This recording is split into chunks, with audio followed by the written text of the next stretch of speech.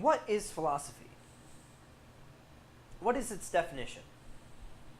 And furthermore, what is not philosophy? What isn't philosophy? Philosophy is, as we know, its main kind of overall broad definition, a love of knowledge.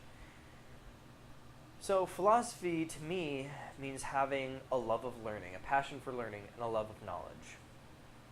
And if you want to get into what is knowledge and how do you know when you really know something, that's an entirely different topic, which is also very interesting. Knowing what philosophy is important because if you're going to be studying philosophy, you'd better know what you're studying. Because if you don't know what you're studying, then it's going to be hard to study it. Philosophy is thinking about the nature of things, how they are, why they are, and philosophy involves asking a lot of questions to try and gather knowledge on a subject of interest. You can have a philosophy of art, a philosophy of computer science, a philosophy of cups, for example, or the philosophy of water.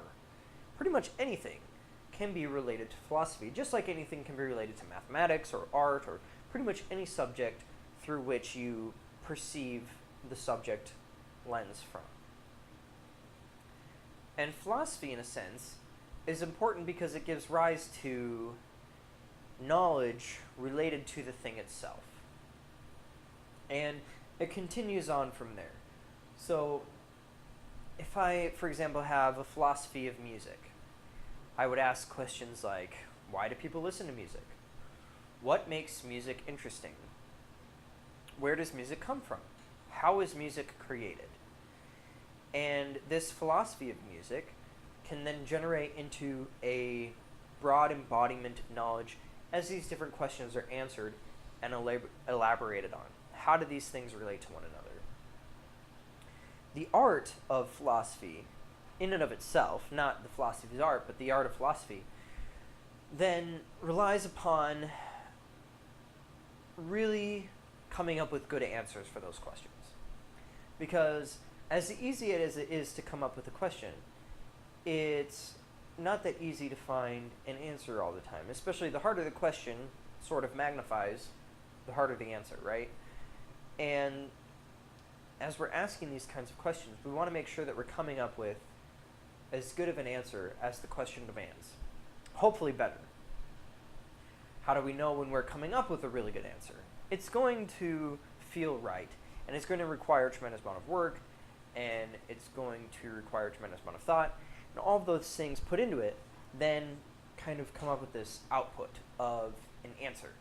And there can be multiple answers to a question, depending on who you ask, right? But the question remains the same throughout all of these different kinds of answers. And somewhere within all of those different answers are going to be gleams of insight and accuracy and different perceptions. And they all come together to form this embodiment of the art of philosophy, of doing it well. So you can have really bad philosophy, right? You can have, just as like you can have really good philosophy. Just like you can really have bad or good anything. And it all depends on the choices that are made and the amount of work and effort being placed into these things.